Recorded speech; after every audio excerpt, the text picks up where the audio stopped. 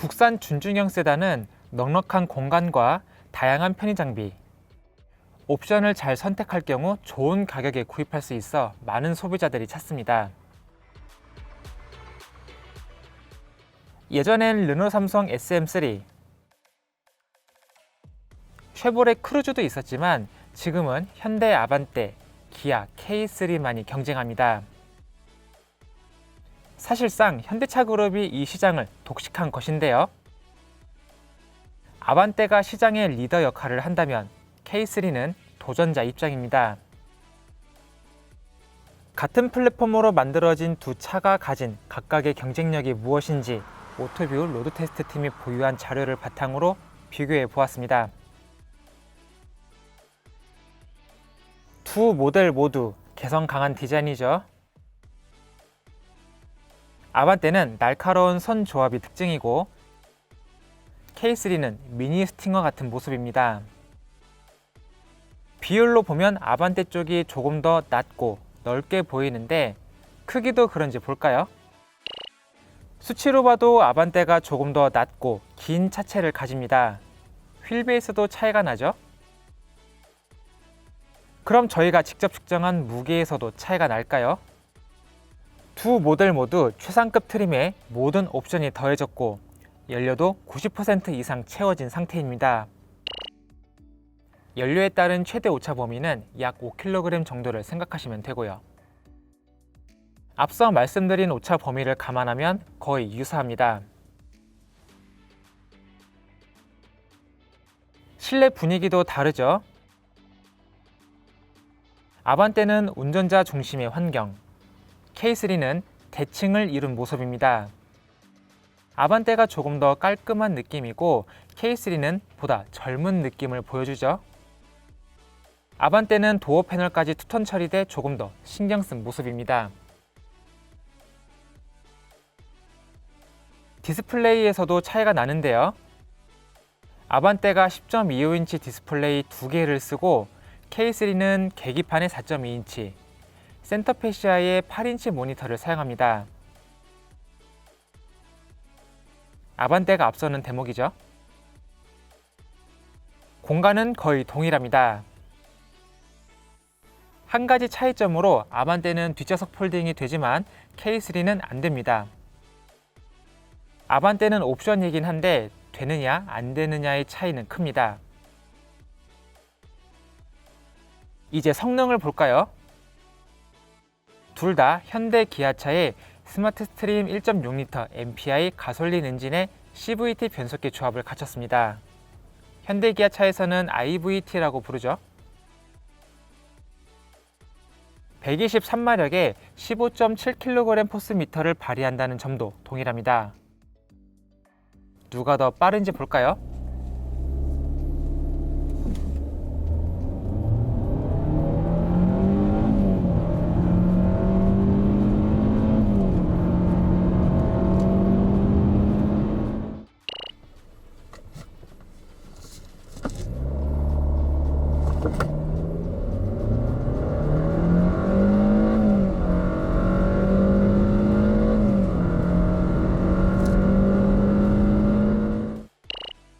큰 차이는 아니지만 아반떼가 조금 더 빨랐죠.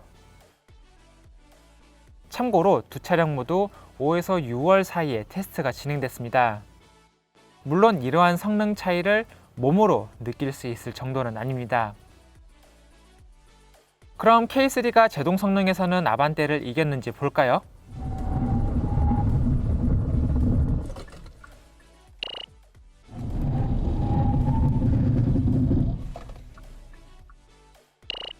이번에도 아반떼가 더 좋은 모습을 보여줬습니다.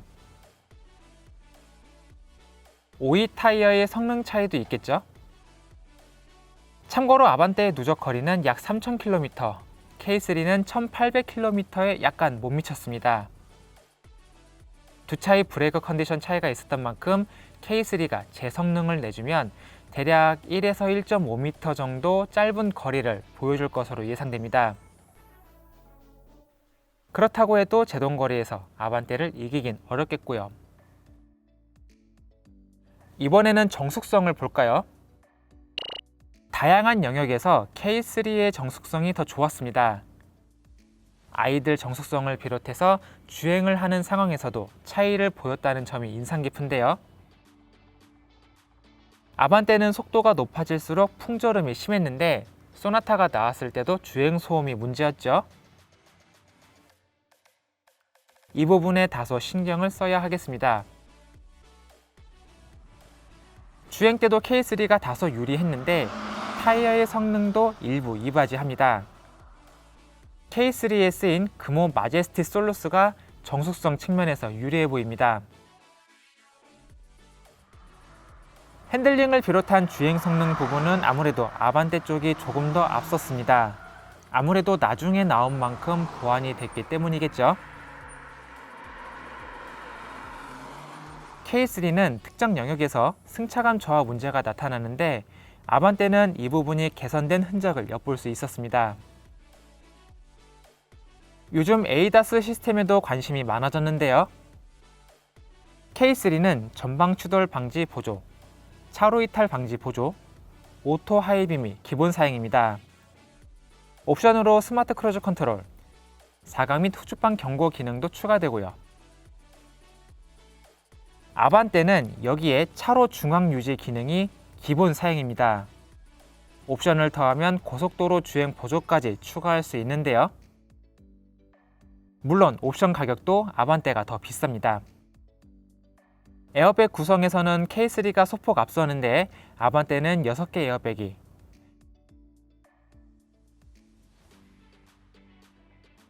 K3에는 무릎 에어백을 포함해 7개가 사용됩니다. 사운드 시스템을 볼까요? 아반떼는 보스의 8개 스피커를, K3는 크렐의 8개 스피커를 사용합니다. 조금 더 비트 있는 음악을 선호한다면 보스 쪽을, 고음 중심의 음악을 선호한다면 크렐이 약간 더 유리해집니다. 마지막으로 가격을 볼까요? 기본 가격은 K3가 비쌉니다. K3는 자동 변속기가 기본이기 때문인데요. 아반떼는 수동 변속기를 기본 구성으로 사용하는 것이 특징입니다. 그러나 최상급 트림이 되면 아반떼가 더 비싸집니다. K3는 기본 트림부터 모든 옵션을 선택할 수 있지만 아반떼는 트림 간 선택할 수 있는 옵션이 제한적이라 아쉽습니다. 저희 팀이 추천하는 트림과 옵션 구성은 다음과 같습니다. 먼저 아반떼를 볼까요? 가성비를 생각한다면 모던 트림에 현대 스마트 센스까지만 추가해도 만족할 구성을 만들 수 있습니다. 여기에 조금 더 욕심을 낸다면 인포테인먼트 내비 2와 컴포트 1 기능까지 넣을 수 있겠죠? 그 이상의 욕심을 낸다면 그냥 인스퍼레이션 트림을 선택하시는 것이 낫겠습니다. 하지만 저희 팀은 입문 성격의 세단에서 이 정도 가격까지 높아지는 것을 추천드리지 않습니다. K3는 기본 트림부터 구성이 좋은 편이라 스탠다드 트림으로 접근하시는 것을 추천드립니다. 여기에 드라이브 와이즈와 컴포트 옵션만 추가해도 만족할 만한 구성을 만들 수 있고요. K3의 경우는 내비게이션을 추가해도 고속도로 주행 보조 기능을 쓸 수 없기 때문에 유보 내비게이션 옵션은 추천드리지 않습니다. 이렇게 두 모델 모두 2천만 원 전후 가격을 가졌을 때 최고의 가성비를 갖게 됩니다. 그럼 저희 팀은 어떤 모델을 추천할까요? 내부 조사 결과 아반떼였습니다. K3도 충분히 좋지만 세부 완성도에서 조금 더 뛰어났다는 평가 때문이었습니다. 아직 비교할 차들이 많이 남아있죠? 비교는 계속됩니다.